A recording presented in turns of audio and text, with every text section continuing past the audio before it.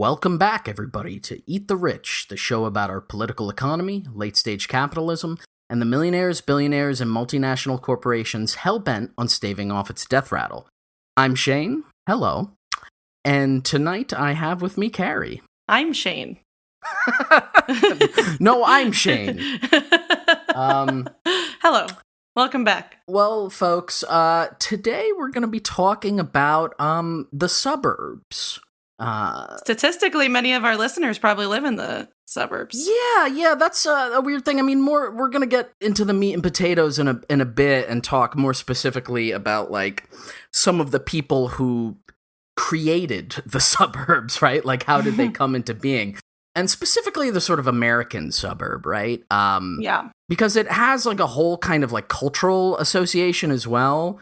And it's funny that you mentioned the stat thing because I couldn't figure out a good metric to see like how many people in the United States actually live in a suburb. And it's more than half though, right? Well, there's no real clear definition of it. That's sure. The thing. I always assumed it was a very large amount. What I have in front of me here is from, I think, the 2017 census, or some kind of census-taking survey-related thing, but it was a self-reported thing, and it was like, what do you consider the neighborhood you live in? And 52% said they lived in suburbs. And then there was a 27-21 urban-rural split, right? So about like half said, I live in a suburb, and then a quarter said I live in a city, and a quarter said I live rurally. Interesting. But suburb was like not really defined. It was just like, I believe that I live in a suburb. Right. Well, I mean, I think it's not really defined in general is the thing, right? Yeah, it's just sort of, and there's also like exurbs, right? Sure. I have this like other thing from Pew that it was like tracking the growth or the decline of like demographics in different kinds of areas. And, you know, the categories I have here is like 31% in the urban core, 25% in large suburban, I believe counties, I guess, 30% smaller metropolitan, and then 14% rural. And I think it's those two middle categories. I mean, like, I think everybody can guess what urban core is, right? Like, those are like the big cities. And then, you know, in a rural county or in a rural space, it's pretty obvious. But, you know, it's the distinction then between the sort of large suburban, smaller metropolitan, right? Because like a lot of small cities are designed like suburbs, or most of the people who live in them are in suburbs. And then if you're in the suburb outside of like a big city or a mid-sized city or even a small city, do you count yourself as living in the city or in a suburb? Like, how does that break down exactly? That's interesting. Yeah, I mean, because I grew up in a suburb of Miami, technically, but I do often just say, like, I'm from Miami. Yeah, I guess that's the thing, right? Because growing up in New York City... Greatest city in the world. Hey, baby. It wasn't until I was, later in life that I met people who grew up in the suburbs. I'd been to suburbs, and I don't know how much of this really matters in the end, but there are all these like weird kind of geographical things that people will say about where you grew up. Like there are these sort of cultural associations of like, oh, I grew up in the suburbs versus I grew up here, or even again sort of I grew up in the Northeast or the South or the Midwest or whatever.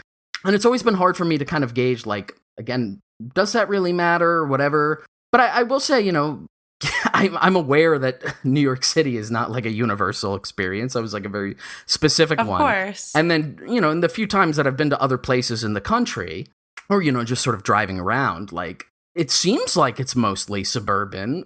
Like, maybe not in terms of land. Maybe not in terms of population, but maybe just in terms of like landmass or something, because it's lower density. Yeah. I mean, a lot of areas are organized around like cars is the principal mode of transportation, which is like what that's the first thing I think about when I think about suburbs. Right, exactly. I think that's the way that I've always defined it in my mind, right? It's like, if you need to get a car to go around everywhere and sort of like single family homes and large developments and then strip malls, like that's to me what a suburb is. regardless of whatever other definition thing, right? It's like the endless chain stores and restaurants off of like highways and then into these you got like, your strip mall Chili's things. Yes, exactly. There's a Dairy Queen. I gotta have my Chili's. There's a McDonald's. I think it's something else I was thinking about when we were talking earlier that I mentioned is, there's all these like stereotypes associated with suburban living. And I was just thinking, like, I wonder, like a lot of the stereotypes that I hear don't apply to like the suburb that I grew up in. You know what I mean? Like sure, the suburb right. I grew up in is almost 100% Hispanic. I think it's like the second or third most Hispanic like city in the country. And so I feel like if there are many communities like that, then a lot of the suburban like stereotypes probably don't apply across the board. Sure, right. But nevertheless, they persist. Well, and I mean, we'll get into this when we talk about the sort of the people and the company that we're going to get into. But I think that's because when most people think of suburbs too, the other major like cultural marker of that is like white, right? It's like white suburban communities. Like that's sort of, at least for me, that's what I always pictured, and that's why. And I'm sure, like, again, if it's like 50% live in suburbs and then maybe 50% of our audience lives in a suburb, you might like vehemently disagree with me. But like growing up in a city, I always in my head imagine like the suburbs are where rich people live. Sure, right? Yeah. Like, which is funny because then a lot of times when I would meet people who are from the suburbs, they'd be like, no, the city is where rich people live. Right. And the suburbs is where like, whatever, the middle class or the working class lives. That is my perception too. Like where I was growing up, like people who were rich lived like in Miami. Like they could afford to have the houses right. downtown or by the beach or whatever that, we couldn't. Like the area I grew up in was like super poor. And I wonder how much of American poverty is situated in the suburbs. Oh, sure. I mean, I'm sure it's, both areas are pretty split, right? Sure, like it's obviously there are rich areas in cities, there are poor areas in cities, and likewise in all the other iterations. I think for me, the reason why suburbia always seemed like something of wealth is because it was wrapped up in the concept of sort of like home ownership. Sure, yeah. Like, as somebody who's like always rented my entire life, I could never even imagine the idea of like owning a house, right? Yeah, or even like an apartment or a condo or whatever. And I'm sure there are a lot of people who rent in the suburbs too. I mean, again, this is just not. My family rented most of the time I was growing up. Yeah, right. So like it's a skewed perception. It has nothing to do with whether or not you live there. It has to do with whether or not you own the property. Yeah. Got to worry about those property values. Oh, sure. So, anyway, the reason why we're even talking about this is, recently, as I'm sure some of our listeners will be aware, me and you, Cari, we just did a move from a city to a very rural area, I will say. There's no question on whether or not this is suburban. This is, like, extremely rural. Firmly rural. But, before we chose here, we were like, okay, we're going to move out of Philadelphia, and where are we going to go? And so we were looking at a number of different places, and, I don't really know Pennsylvania or anything that well, besides Philly. I mean, honestly, I don't even know New York State that well, besides New York City. I mean, that's what happens when you live in a big city, right? You just kind of, that becomes your perception of things. But so anyway, I was like, one day I was just like looking around on the map, right? I was just kind of like seeing, okay, where could we maybe live that I could like commute to Philly if I needed to, and where is there like stuff available even to rent? And I stumbled across north of Philadelphia a place called Levittown, and I went, that name seems familiar. And I looked it up, and I was like, right, there's a Levittown in New York on Long Island. And I must have passed through at some point in my life. And I was like, that's weird. And I started digging a little deeper, and so, like so many times we've done throughout the show, it turns out that there's just like one shitty guy or one shitty family you can point to. And so the whole kind of construction of the myth of the American dream and the concept of the suburb and the house and the white picket fence, there's one guy. And in this case, it's this guy, William Levitt, who's known as the creator of the modern American suburb. And so I'll tell his story and some of the background about him, and then we'll open it up. We have some clips and stuff we're going to play. But to start off, I want to talk about his father, Abraham Levitt. So Abraham Levitt was born in Brooklyn in 1880. He was a child of Jewish-Polish immigrants from Russia. He went to law school, and in 1903 founded a private practice specializing in real estate law. He got married and had 2 sons, William, who was born 1907, and then Alfred, who was born 1912. And after several decades as a real estate lawyer, in 1929 he founded a construction company, Levitt & Sons. William was made president, and Alfred was made chief architect and designer. And so, mind you, this is 1929. So the company was founded right at the start of the Great Depression. Awesome. Literally, they completed their first house just a few months before Black Tuesday on Wall Street. So throughout the 1930s, the company focused on upscale housing, because those were the people who could afford to buy houses, and they were located on and around Long Island, New York. That's where they were building. And they built and sold at least 600 of these very fancy homes during this time. Again, generally aimed at the upper middle class or just the upper class. Many of these were in different developments throughout Nassau County, Long Island. It was at the time, and still is to this day, one of the wealthiest counties in the country. Oh, wow. I think for sure it's the wealthiest one in New York State. According to a Forbes article from 2012, Nassau County had 4 out of 10 of the nation's wealthiest towns based on median income. The overall median income of the county today is something like $120,000 a household. But again, that's skewed upward by the smaller towns, which have $250,000 as the median income and stuff. Right. And most of these really wealthy towns are on the North Shore of Long Island. And this is the area that's sometimes called the Gold Coast. This is where a lot of the uber rich people who work in big firms in Manhattan and stuff, that's where they live, outside of the city, and then they come to work on Wall Street. It's Jordan Belfort, the guy from Wolf of Wall Street, he had his mansion there. It's okay. that's the kind of area that the Levitts were operating in. Okay. And so the point is, this is where the Levitt & Sons company got their start back in the 1930s. William, who again was president, became the go-to guy for custom-designed high-end houses on the Gold Coast. And as you can imagine, they were very successful at this, and they made a lot of money.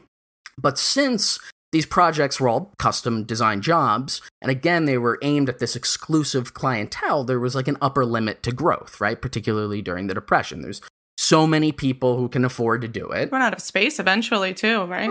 Right, exactly. Things changed in the 1940s. So William Levitt served in the Naval Construction Battalion during World War II. And I didn't know this, but it's called the Seabees. The Seabees? Because it's supposed to be a play on the acronym, CEB, Construction Battalion. But then the logo is a bee who's I'm going to make it work. That I have to say, that's kind of cute. I do like bees. So, the bee is holding a machine gun. Well, yeah, it's still the Navy. Yeah, okay, never mind. I immediately rescind my previous comment. This is a terrifying logo. Sorry, go on. So anyway, the story goes that having spent some time in the armed services and then coming back at the end of World War II, William Levitt realized, hey, there's a potential for this burgeoning new market in the late 1940s, namely all of the returning GIs.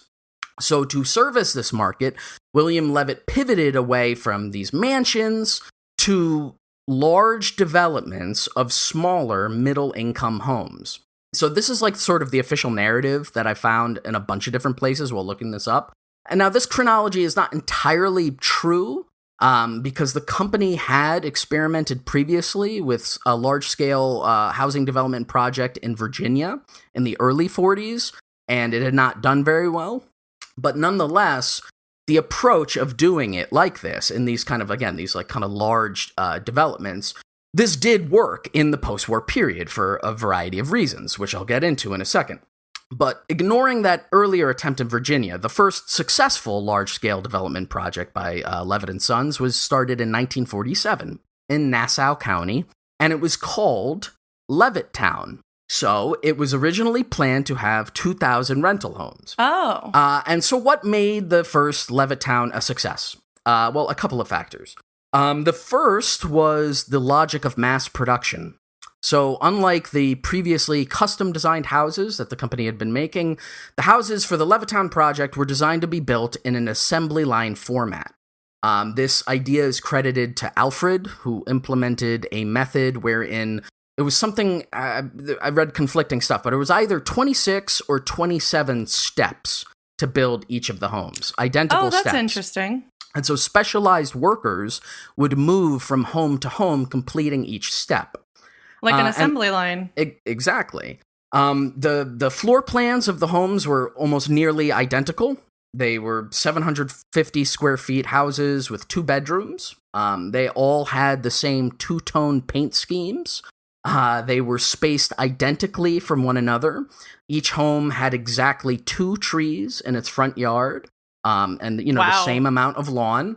And so, again, this was one of the reasons why they were able to be successful is, right, they kind of pioneered this idea of the cookie cutter house, right? You just stamp it, you do one design, and you just do it a lot. And another factor in the success here was that Levitt and Sons cut down on labor costs by freezing out unionized workers. Awesome. Of course. Of course. And this apparently it led to picket lines, but I couldn't find anywhere. It seemed to not have any impact on the construction project, even though obviously unionized workers were very upset about it. But they were able to cut costs on sort of both ends, both in terms of paying their workers and, by minimizing it to this like simple design that then they could buy in bulk of a lot of the same material over and over again. And so ultimately this leads to the main factor for the success of Levittown, which was the ultimate cost of the homes and their target market. So remember, Levittown was specifically aimed at being a community for veterans of the Second World War. So in 1944, the GI Bill was passed, and one of its provisions was the offer of low-interest and zero-down payment home loans for vets. So this then stacked with federal housing subsidies through the Federal Housing Administration, and there was a flux of potential buyers. So Levitt and Sons pivoted from renting the houses to selling them, and so they expanded their original project of 2,000 houses to 6,000. In terms of how much they actually cost to the buyer, it was as little as $8,000 a piece. Wow. And in today's money, that'd be around $100,000. That's still pretty reasonable. The GI Bill and subsidies reduced even further the upfront cost of these houses to just $400. So in today's money, $5,000. That's Holy all you needed shit. to make a down payment on the house. That's less than what you need to move to a new apartment in a city now. Yes. That's so fucking crazy. I mean, I just to take a quick jump out of talking about the Levitt specifically, I mean, when I was going through this, I had the anger rising in me thinking about, the sort of boomer generation and the greatest generation talking about, oh, we had it so tough and everything. And obviously, right. Yes, there was the Depression and the Second World War. But that immediate post-war era was the most opportune time to accumulate new capital. I guess at least if you were white in the United States. Yeah, right? that's the little caveat. but it was such an incredible boon that you got from stuff, again, like the GI Bill or from federal housing subsidies. And of course, if you look up these houses today, worth way more than whatever they were. Sure. Then. So it's it was these long-term investments. This is how and the generational wealth that produces. Right, exactly. Which again is the boomers. But anyway, not to get into that generational argument. The point is that with these, relatively cheap houses with a huge market for them, this project was a big hit. And so Levitt and Sons continued to expand. By July 1948, they were building 30 houses a day at Levittown because of their sort of assembly line process. By 1951, Levittown had reached 17,000 homes on an area of about 7 square miles. God damn. So the company decided to expand even further, and they purchased land to build another Levittown in Bucks County, Pennsylvania. And this is the one that I originally saw on the map, sort of north of Philadelphia. So they bought the land in 1951, and then they started construction in 1952.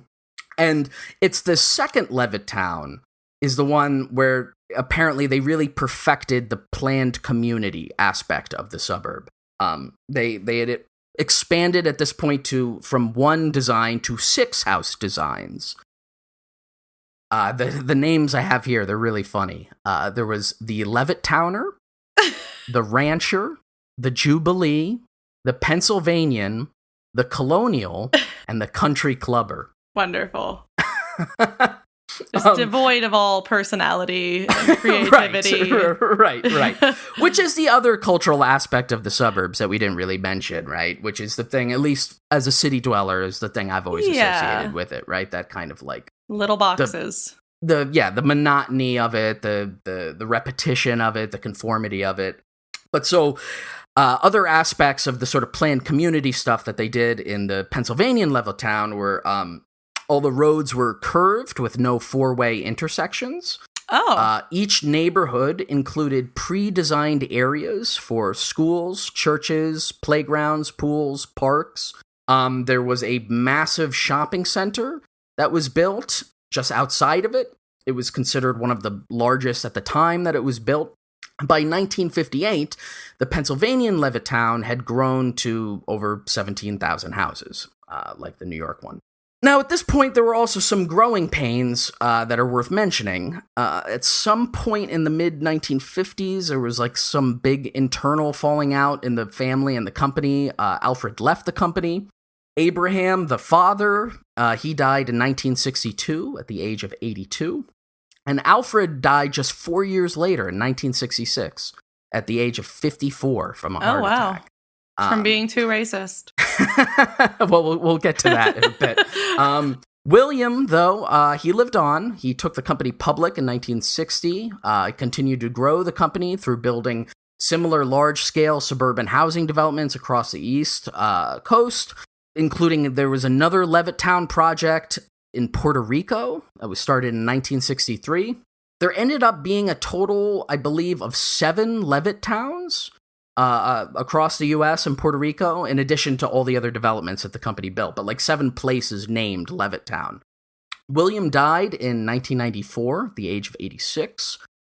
There's a quote on the Wikipedia page for the Levitt & Sons Company from historian Kenneth T. Jackson that I think sums up his life pretty well. Mm-hmm. Quote, "The family that had the greatest impact on post-war housing in the United States was Abraham Levitt and his sons, William and Alfred, who ultimately built more than 140,000 houses and turned a cottage industry into a major manufacturing process." End quote.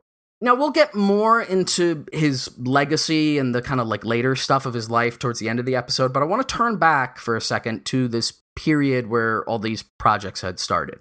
I want to mention really quick, it might be that there's like 7 Levittowns, like you said, but there's a bunch more communities, and there is a website for Levittown heads that I came across doing my research, which is levittownbeyond.com, which has like an exhaustive listing of every single like Levitt designed house and community that is out there. And it's like a fan club for Levitt.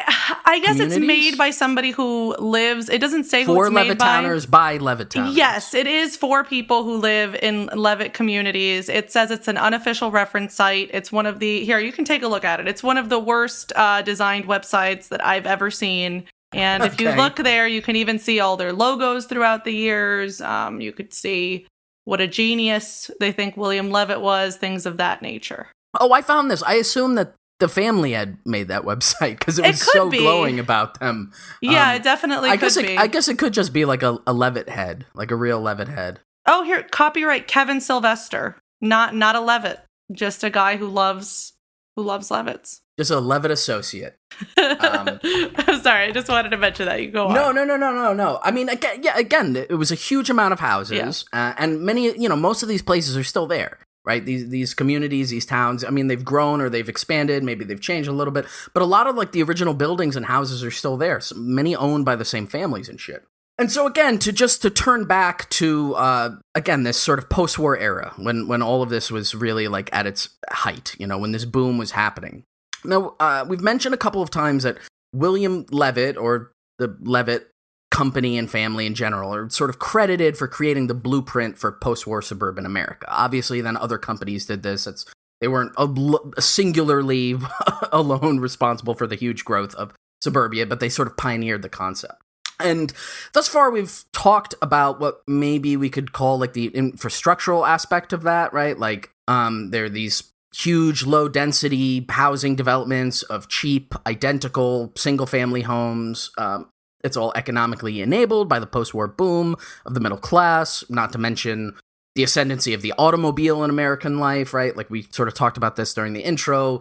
All these communities were planned around everyone having a car to drive from place to place. But one immensely important part of the history of suburban life that we haven't gone into too much detail yet is race.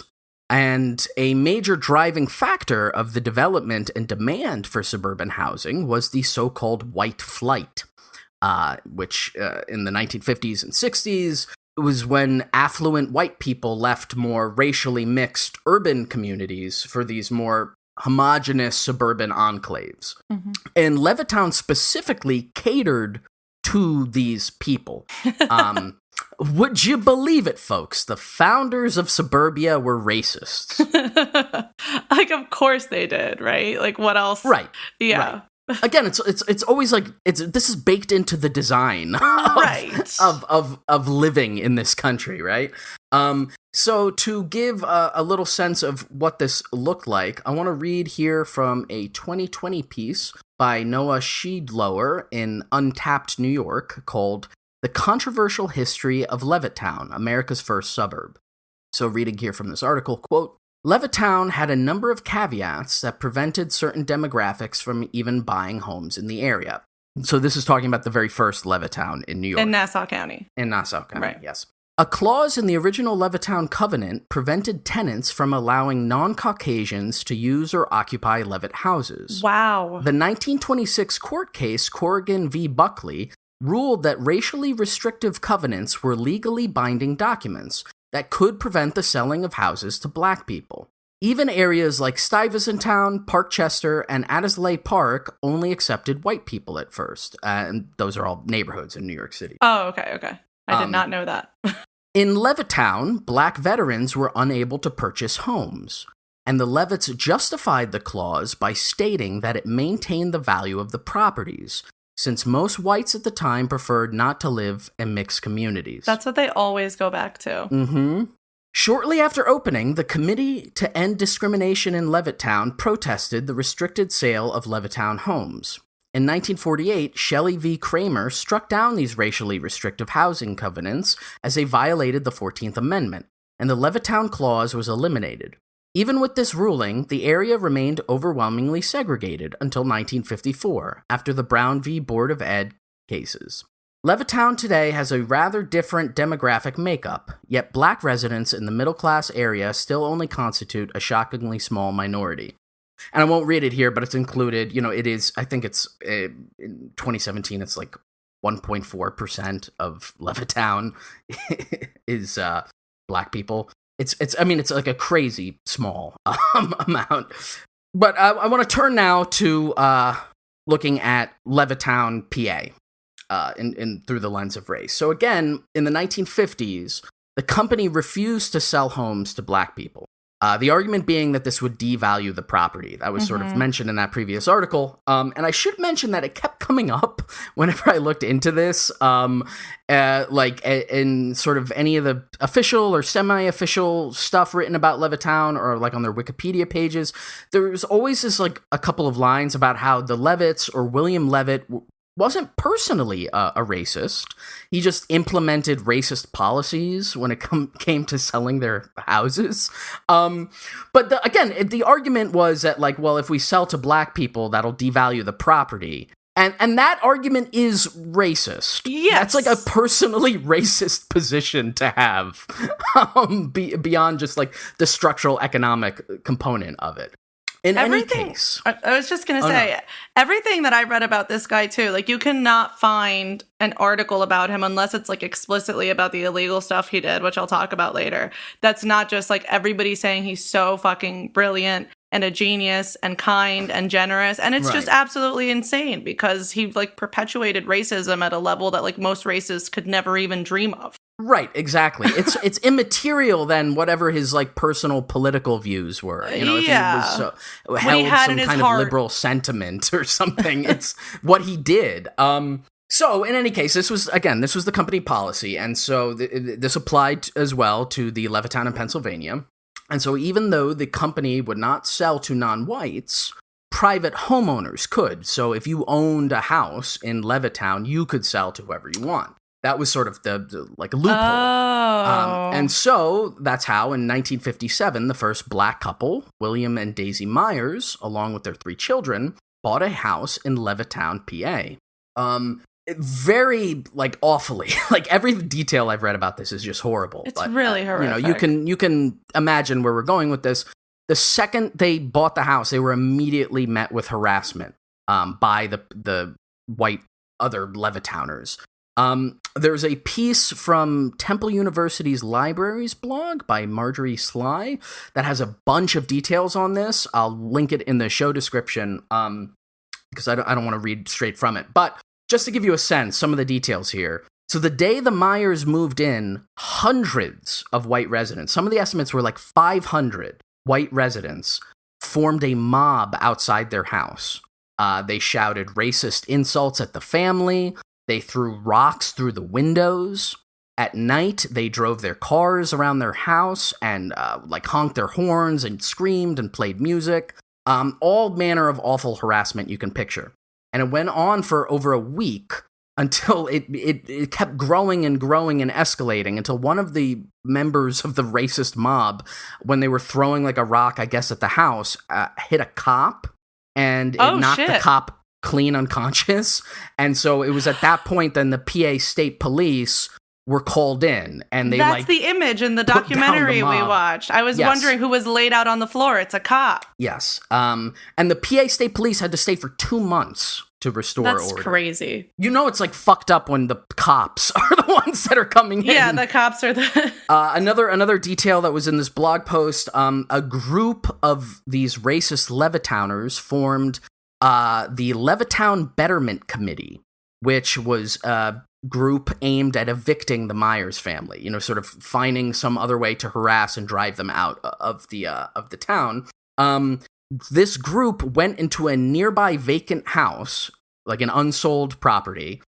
They renamed it the Confederate House. What? They set it up as their headquarters. They're in Pennsylvania! Yes, they flew the Confederate flag and played Confederate music, like, at all hours. Oh my God. Like Dixie. They kept playing Dixie over and over again. Someone vandalized one of the Myers neighbors were Jewish, and somebody vandalized the Jewish house next to them by painting KKK on the house.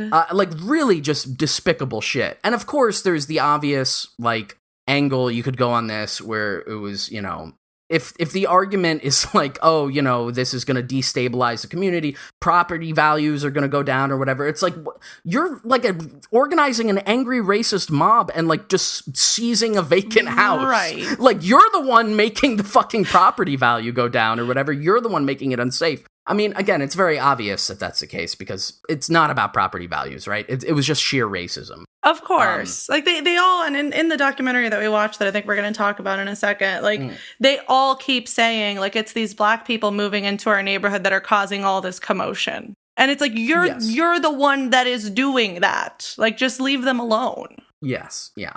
Yeah, so that documentary, it's called Crisis in Levittown. It was made I'm assuming contemporaneous to when this is going on, so like late 50s. 1958. Yeah.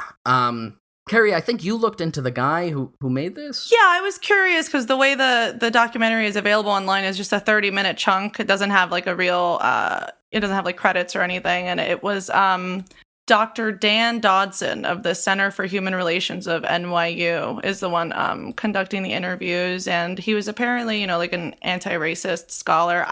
I'm not endorsing him. I'm not sure that his politics were perfect all the way through, but he seemed like, he did a lot of work, like even in his own community to fight racism. And it's a good little documentary. If anybody wants to watch it, he seems like an interesting guy. And you can kind of see his sort of politics come through a little bit in the interviews. Sure. Yeah, and when he analyzes what they're saying. Yeah, it's like an academic endeavor, right? It's like, they went in and they interviewed residents of Levittown, I guess, during the time period that this was going on, right after the Myers had just moved there. And, most of the documentary is interviews with those residents, and then it's sort of like we'll cut back to the main guy, and he'll kind of like frame and contextualize like why what they're saying is racist and stuff. I really enjoyed the way that he introduced it as well, because he started out just kind of like describing what Levittown was, just, like in a neutral way. And then he started describing the Myers family as being sort of like a typical Levittowner kind of family.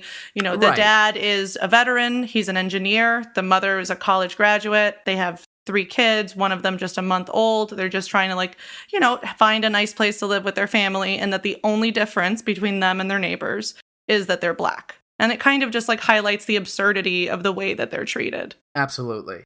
So I figured we can talk about it in general as well, but I did want to show a few clips from it for our listeners' sake to just get a sense. There are just 2 interviews. I mean, some of the interviews are like really heinous.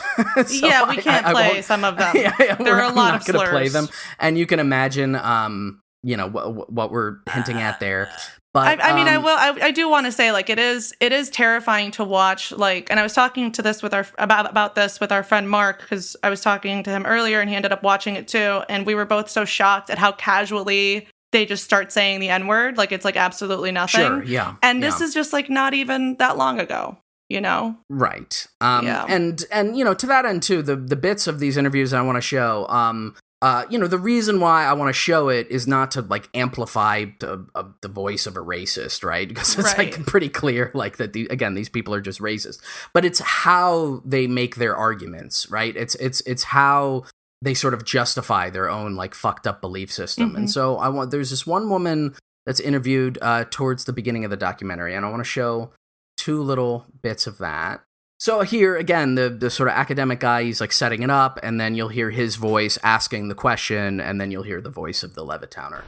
Why did you select Levittown to live?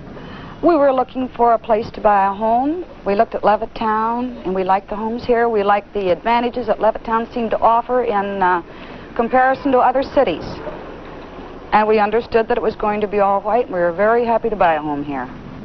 How about your children? Have you talked with them about the Myers? We have tried to keep the discussions away from the children. I feel that it's something that we adults should solve without bringing the children into it any more than we have to. We're doing it for the children, but I don't feel that they are old enough to understand the problem as it is. Do you think a Negro family moving here will affect the community as a whole? Definitely. In what way? I think that, the property values will immediately go down if they are allowed to move in here in any number. So, that's the beginning of it. And the reason why I wanted to share that is, again, it's the reiteration of the absurd property value kind of claim. Right. But then it's the weird thing with, like, I don't want to talk to my children about race, and it's just struck me, obviously this is from fucking 1957, 1958, but it struck me just how like that continues to be the tact of like, the reactionary right, whether it comes to race or sexuality or whatever. It's always sort of like draping yourself in your children, right? Like, oh, we need to protect them from this. And it's like, there's nothing complicated about it. I don't want to talk to them about gay people. I don't want to talk to them about trans people. It's just too much for them to understand. When what they really mean is my kid is not old enough for it to make sense to him to just like hate someone for no reason. And I don't want to grapple with that.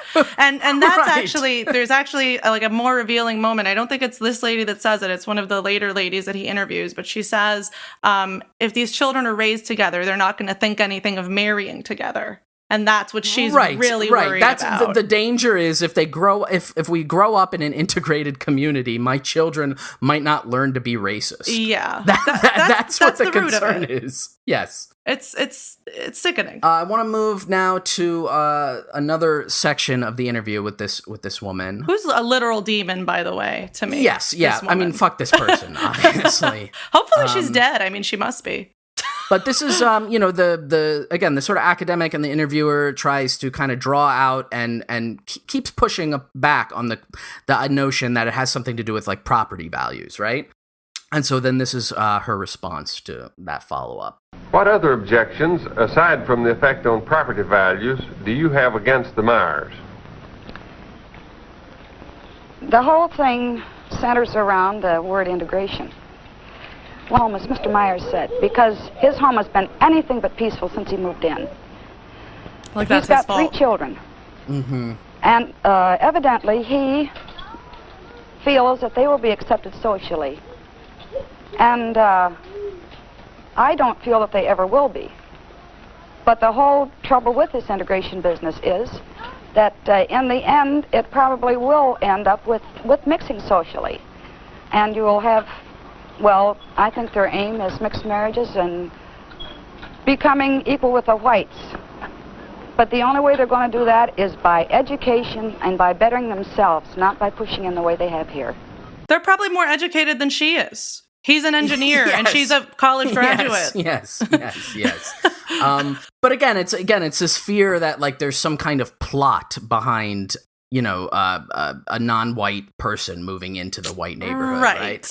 So the last little clip here I want to play is from an interview with one of the residents who, I guess, to the extent that one could be in this situation, is like a non-racist, right? Because it's sort of interviewing different members of the community, and some of them are adamantly against the Myers moving in, and others are like, no, they should be able to move in. Right. And the reason why I wanted to play this one is because he's asked if he's heard any rumors about the Myers, and then he describes, this resident describes what he's heard. Have you heard any rumors about the Myers?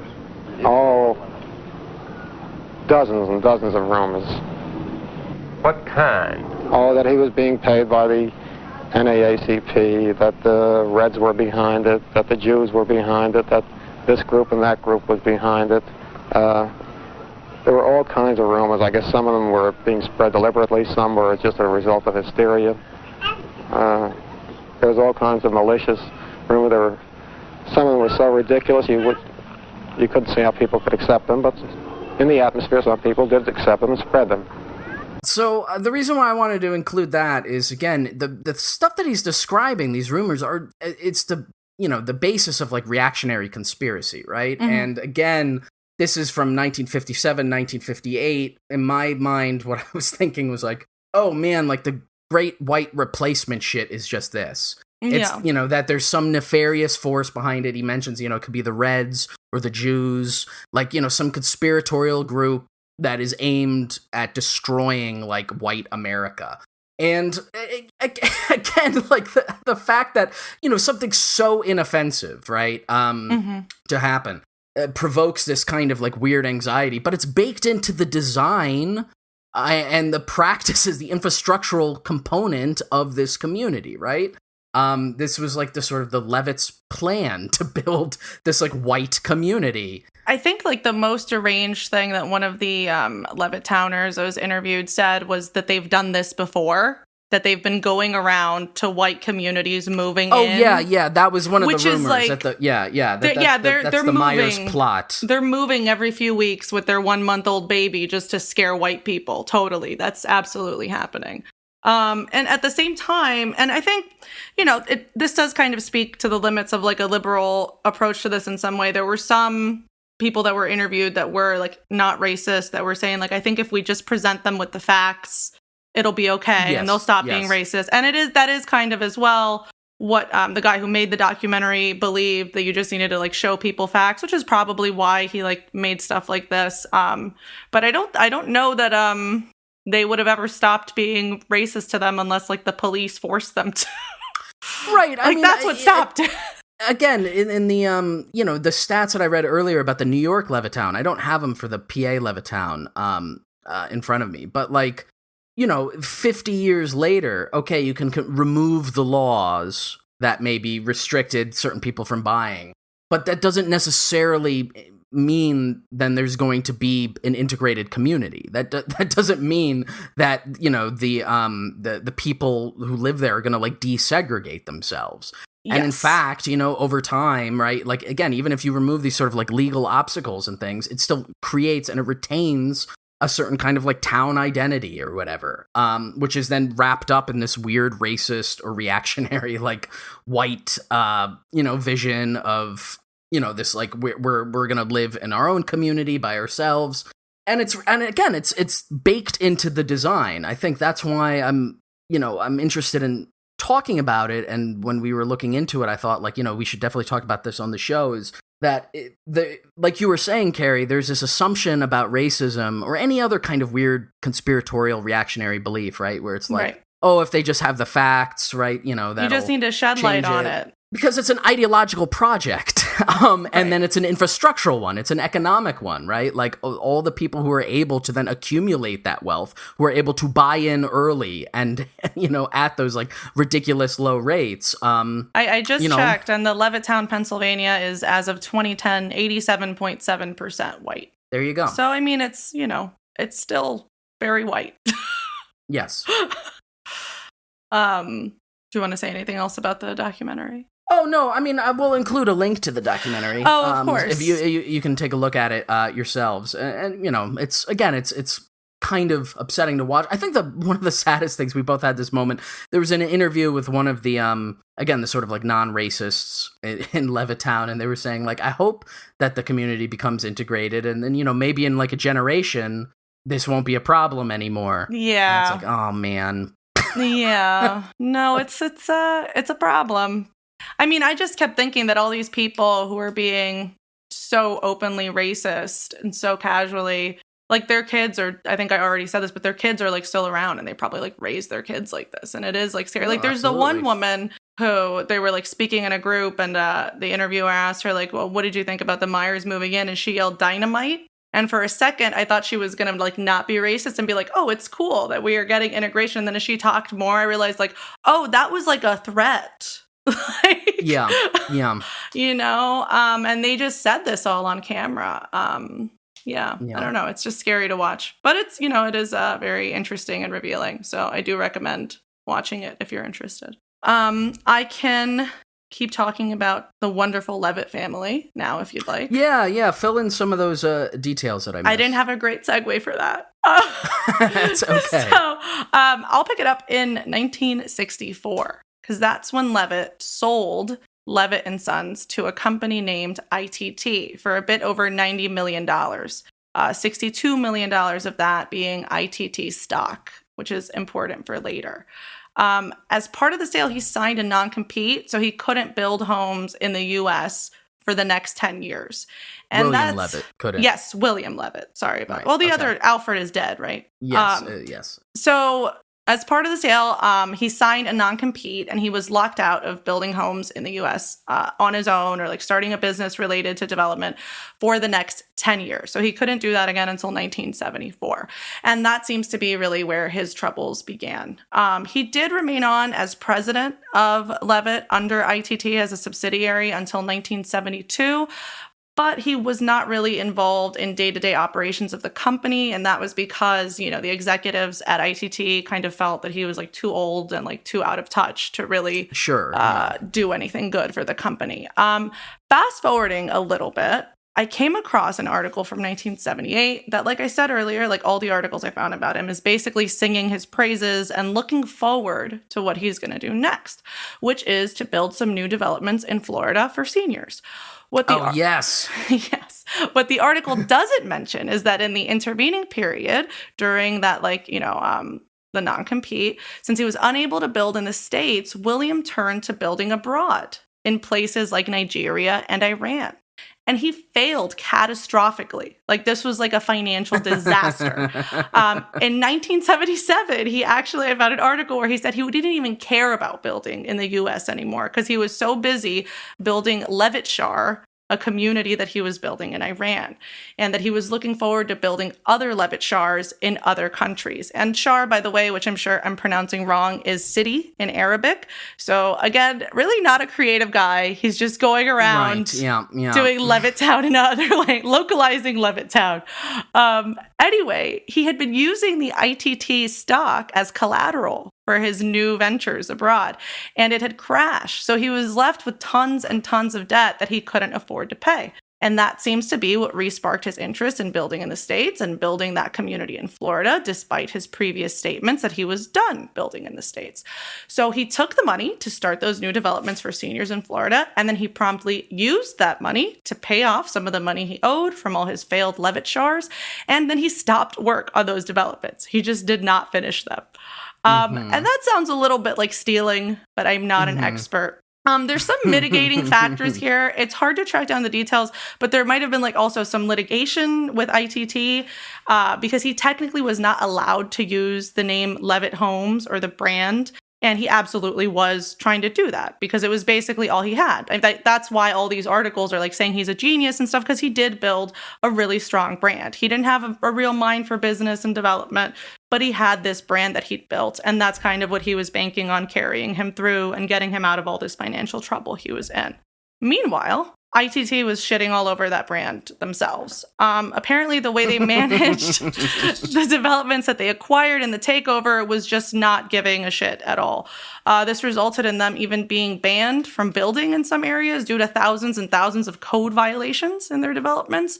They basically just let all these little picturesque little box developments turn to shit, some say tarnishing the Levitt name. As for Levitt himself, his financial and legal troubles continued. In 1981, the New York State Attorney General, Robert Abrams, charged that Mr. Levitt had illegally siphoned money from a charitable foundation, the Levitt Foundation, created decades earlier by his family, and he was eventually forced to pay either $5 million or $11 million, depending on which obituary you read. But this isn't all of his obituaries. And like you said, he passed away in 1994, and he was nearly penniless, leaving behind his third wife and his 2 sons. Now, Levitt, the company, in whatever iteration it continued to exist without the family's direct involvement. And I did look this up because I was curious if his sons were still president or something of the other Levitts that continue to exist, especially in Florida, but it did not look like it.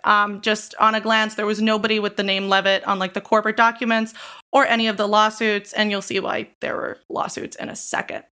So the new Levitts did go on to do that, and I came across an article from 2008. I'm sure everybody remembers what happened in 2008 with housing developments, the crash. In 2008, Levitt and Sons, sans Levitt and Sons, declared bankruptcy while in the middle of working on a development of 1,200 planned homes. At that time, I'm shedding a single tear for the Levitt and Sons Co. At that time, only 90 of the houses were occupied, and the development wasn't even halfway done. There are some quotes. It's like the Arrested Development housing thing where they don't even have the road. Yeah. Yes, it's exactly like that. There's some quotes from residents and potential residents, and they all say that they bought into the William Levitt mythos and the name and the history and the tradition, and that's why they wanted to live in this development. And one of them even says, "I bought a dream and I got a nightmare. because Levitt it's really good, because Levitt and Sons simply stopped building the moment that they declared bankruptcy, before any of like the little amenities were even completed. So there was no golf course, no pools, no tennis courts, no clubhouse, just a bunch of half-built and empty houses. And from what I could see, that actually never they never went back to continuing that, because they declared bankruptcy, and then there was the Levitt Corporation like divested of them. There was like the parent corporation, and again, nobody with the last name Levitt on the board or in charge, from what I could see. Okay. And, then the subsidiary Levitt and Sons, they just never recovered. And eventually what was left of the company was sold off in 2013. And that's a wrap for William Levitt's legacy, which is one of, taking money, running, and leaving a mess behind. So it is pretty fitting, And I wanted to end my little part on a story that some of our listeners might be familiar with. They might not remember that it's related to William Levitt. For that, we'll fast forward to 2017. You might remember seeing this question in a headline. What was the sex yacht story that Trump told the Boy Scouts? Oh, man. Do you remember this? Yeah. I did not know that this is where you were going. Yeah. So while speaking to a crowd of Boy Scouts in West Virginia in November of that year, Trump relayed a story about Levitt that unfortunately, I won't read it in full. I thought that I would, and then I timed it, and it was like 7 minutes, because this is how long he rambled about Levitt, which is insane. Of course. But he talked about Levitt to a bunch of Boy Scouts. I have no idea who the fuck he's talking about. That's so good. But, he talked about Levitt's like sort of meteoric rise, all his success, really went into detail about a lot of his career. And he mentioned his yacht, which was the sort of spicy part. I'll read that. Quote, "This is a long time ago. Sold his company for a tremendous amount of money. And he went out and bought a big yacht. And he had a very interesting life. I won't go any more than that because you're Boy Scouts. So I'm not going to tell you what he did. Should I tell you? You're Boy Scouts, but you know life. I'm sorry I can't do a Trump voice. It would be perfect in it. And he ended the story by saying that he ran into William Levitt at a cocktail party shortly before he died. And apparently, one of the articles that I read said that this wasn't even the first time that he told this story. And I looked at a couple of those other instances, and depending on when he tells it, he says he's a very young man, or he says it was like a week before William Levitt died. So this like frail old racist was at a cocktail party, and Trump, the scrappy young developer, runs into him. And I'll read a little from that. Okay. And it was very sad because the hottest people in New York were at this party. It was the party of Steve Ross. Steve Ross, who was one of the great people. And I was doing well, so I got invited to the party. I was very young. And I go in, but I'm in the real estate business, and I see 100 people, some of whom I recognize, and they're big in the entertainment business. And I see sitting in the corner was a little old man who was all by himself. Nobody was talking to him. I immediately recognized that man was the once great William Levitt of Levittown, and I immediately went over. I wanted to talk to him more than the Hollywood show business communications people. So I went over and talked to him, and I said, "Mr. Levitt, I'm Donald Trump." He said, "I know." I said, "Mr. Levitt, how are you doing?" He goes, not well at all. And I knew that, but he said, "Not well at all." And he explained what was happening and how bad it's been and how hard it's been. And I said, "What exactly happened? Why did this happen to you? You're one of the greats ever in our industry. Why did this happen?" And he said, "Donald, I lost my momentum. A word you never hear when you're talking about success. When some of these guys that never made 10 cents, they're on television giving you things about how you're going to be successful. And the only thing they ever did was a book and a tape. But I'll tell you, it was very sad. And I never forgot that moment." If you can find the clip of that, watch it. It is very funny because it's so fucking it's so weird that he's saying this to a bunch of kids, obviously. But from this, it's so funny too. And again, it'll never not be funny that this guy, Trump, doing this weird rambly rant about this probably half fake story about him running into William Levitt, and just, hinting "Oh, should I tell you kids about the sex crimes he did on his yacht? I don't know. And then there's just people who are like, "Sir, you are Caesar. Please lead us to a great reawakening of the American white man." Oh God. Yeah. It's there was that post a couple weeks ago, maybe it was a week ago, my sense of time is fucked, where somebody said like, Trump never said anything funny. Everybody who says that he's funny can never give me an example. And it's like, it's this is like genuinely like fun. It's unreal. Yeah. It's amazing. The only good thing. But anyway, it's from this weird little Trump story that we get the last bit of relevant news from the Levitt dynasty, because his youngest son, James, responded to Trump's little story in an email to the New York Times. And I'll just read from that. Quote, I find that Donald Trump's use of a story regarding my dad in a somewhat negative light is, at best, pure hypocrisy. Donald Trump couldn't hold a candle to my dad's achievements. That's true. His dad was much more racist. My dad worked very hard to earn his money. He paid his contractors and suppliers for their work and efforts when he wasn't union busting. He believed in integrity as a business ethic. End quote. He also said he didn't think that the conversation even took place because his dad never used the word momentum in his life. He never heard him use it. And he ended on this. Trump may have chosen that word to use as an inadvertent admission that he too has lost momentum on both the political and business fronts. In his comments, Trump uses the word momentum, then acknowledges that it can be lost. Perhaps he's telegraphing his own feelings. And that's it. That's definitely true. I mean, yes. Whether or not the guy actually said momentum, Sure. Trump is bringing it up because, that's what he thinks about, Yeah. But that's it. There's no more. There's no more Levitt and No Sons. more Levitts. There's no more Levitts. If there is some other company that they're doing, it's under some other name. And all his sons are like quite old now. They're like, sure. I think his youngest son is either in his 80s or 90s if he's not dead already. Because this was a few years ago. The branding thing is an interesting element too, the way that you sort of framed it, because that's also similar to Trump, right? Like Trump was not really a successful like developer. He was successful at building a brand for himself.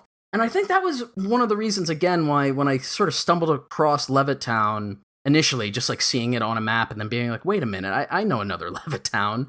Like, we've had this conversation before, and maybe people on the show have had conversations like this, but whenever we're like driving around and we're like passing by like different towns and stuff, I always look at the names and I think about them and I try to because so much of American history is relatively recent compared to everywhere else in the world, insofar as, it's a colonial state that has existed for whatever, only the past 300, 400 years. All these townships and stuff, usually when you look into them, like there was some place in Pennsylvania we were driving through, it was Wayne something. I was just thinking of that. I looked it up, and it's just Wayne, everything in the area is named Wayne. It's like Wayne Bank, Wayne this, Wayne that, and I looked it up. I believe it's like a Revolutionary War general. It is Anthony Wayne, yeah. Yes, and I was like, oh, that makes sense. Okay, right, like that. I understand why. Or occasionally you'll see these little towns that were built during the colonial era or some era of colonial expansion, and they'll be named after like the guy who went out there first,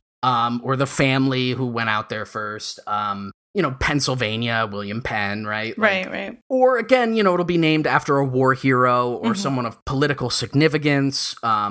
Even one of the expressways that we were driving on is like now it's the Joe Biden expressway. Oh yeah, they renamed it to the Joe Biden expressway. Yeah. But the weird thing is, with Levittown, it's like a weird ego thing to be, like you didn't discover or do anything. Not to say that there's value in having done that or there's glory in being a war hero necessarily, but it's just like there's at least some semblance of like historical meaning behind that. And in this case, it's just a weird branding thing. And especially since the family is now like gone, like, will it just always be Levittown? Like 1,000 years from now when we're all, huddled in rags across the radioactive wasteland that remains of America, will there still be like a Levittown? You know what I'm saying? Well, that's why Levittown Beyond tries to keep it alive, because Levittown Beyond. Because like they did, a bunch of them were not actually, like a lot of the developments obviously were not named Levittown. Some of them are called like Waterbridge, Water Chase, whatever. Sure, but then also something that I noticed was that I think probably for the same reason the litigation stuff with ITT or like any potential litigation, a lot of the ones that were named Levitt were later renamed to something else. Oh, so yeah, but they're all over. They're like in every fucking state. It's crazy. Some of them are defunct. It's like when we're looking at like the Hitler bug, right? It's like all the streets and things are unnamed, but there's like there'll be like one town that for some weird legal taxonomic reason it can't be unnamed Levittown. Yeah. Somebody flying a Levittown flag saying it's heritage, not hate, or whatever. There's even a Levittown in Jersey. Oh, I'm sure. But it says it's now, whatever this means, if you trust Levittown Beyond, it says it's now informally Willingboro Township. So maybe not really Levittown. Well, I mean, what else is there to say? That's it on the Levitts. Curtains. And I think again it was just, given that this is one of the last episodes we're putting out for the show, the reason why I really wanted us to do this one is there is something like, at least it seems a certain amount, like kind of like uniquely American about the idea of the suburb, right? It comes from this highly contingent time in history, and to find out it was, of course, like one guy, one family who sort of pioneered this vision. And then it all like rotted, like everything fell terrible. apart. Yeah, because the whole idea of the American dream, right, it was a branding exercise too. Like, it's not a real thing. Right. that's the idea of like home ownership and stuff too. Like the promotion of that idea was like very intentional. And then that's how you get the argument of like my property values. It's so important. Right. Yeah. The mixture of class and ideology. Banger. You think they got Airbnbs in Levittown now? It's going to be some stat like 90% of all the houses in Levittowns are all Airbnbs. I bet there are a bunch. It's all just like weird racist LARPers coming off of like the Levittown Beyond forum or whatever. It's all the Levittown heads, yeah. Yeah, they have like meetups. They all get together and they play like one giant game of bridge. Yeah. Oh yeah, there's a bunch of Airbnbs that you could get a historic private country cottage. It's so historic. It's from the fucking 1950s or 60s. Well, the history is all the racism. That's right. Yeah. So you gotta love it. Somebody instead of like how people people do like their weddings at plantations. Oh, people God. start doing weddings at Levittown. Yeah, white picket fence. I'm sure the guy who runs Levittown Beyond would love to get married in an authentic Levitt and Sons built home. Well, that's it, folks. Our little foray into suburbia and the American dream. And hopefully you are having a nightmare. Good night. Good night. Stay cool. Little boxes on the hillside, little boxes made of ticky-tacky, little boxes on the hillside, little boxes all the same. There's a green one, and a pink one, and a blue one, and a yellow one, and they're all made out of ticky-tacky, and they all look just the same. And the people in the houses all went to the university where they were put in boxes, and they all came out the same. And there's doctors and lawyers and business executives, and they're all made out of ticky-tacky, and they all look just the same.